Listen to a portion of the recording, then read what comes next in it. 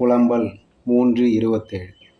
தன் இளம் பிராயத்தில் நுகத்தை சுமப்பது மனுஷனுக்கு நல்லது.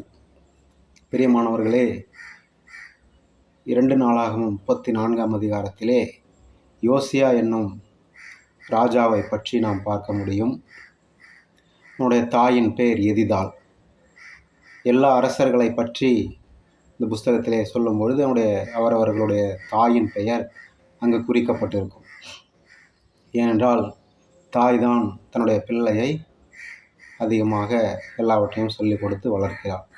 இந்த எதிதாள் ஒவ்வொரு தாயும் தன்னுடைய பிள்ளைகளை எப்படி வளர்க்கிறாள் என்று பார்க்கும் பொழுது, இந்த யோசியா 8ஆம் வயதிலேயே அரசாளுகிறார். இஸ்ரவேல் ஜனங்களை தன்னுடைய 8ஆம் வயதிலேயே அரசாளுவதற்கு அரியணை ஏறினார். 8ஆம் வயதிலே அரியணை ஏறிய அவர் 16ஆம் வயதிலேயே கர்த்தரை தேடினார், கர்த்தரை அறிந்திருந்தார். கர்த்தருடைய வழியில் தன்னை அர்ப்பணித்து தன்னுடைய தேச ஜனங்கள் எல்லாரையும் கர்த்தருடைய வழியிலே நடத்தினார். அதுவரை தாவீது முதற்கொண்டு அவருடைய தகப்பனாகிய மனாசே, ஆமோன் வரை தாவீதிலிருந்து எல்லோரும் வழி விலகி போயிருந்தார்கள்.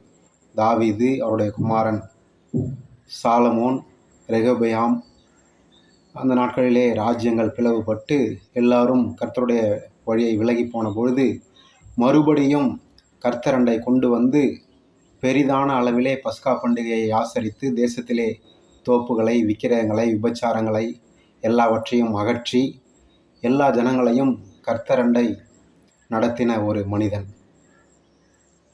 நல்ல அருமையான தேவனுடைய தாசன். நம்முடைய வாழ்க்கையிலே நம்முடைய இளம் பிராயத்திலே கர்த்தரை தேடிக்கொண்டிருக்கிறோமா? யோசியா 16 வயதிலேயே முழு தேசத்தையும் கர்த்தருக்குள்ளாக கொண்டு வந்தார். நாம் கர்த்தருக்காக என்ன செய்கிறோம்? கர்த்தருக்காக எப்படி வைராக்கியம் பாராட்டி கொண்டிருக்கிறோம்? நாம் கர்த்தரை எப்படி தேடிக்கொண்டிருக்கிறோம்? அவர் தன்னுடைய 16ஆம் வயதிலேயே கர்த்தரை தேடுகிறதற்கு தவறவில்லை. நாம் எந்த அளவு தேவனுக்கு முதலிடம் கொடுத்து கொண்டிருக்கிறோம்? தேவனுடைய காரியங்களுக்கு எந்த அளவு முக்கியத்துவம் கொடுத்து கொண்டிருக்கிறோம்?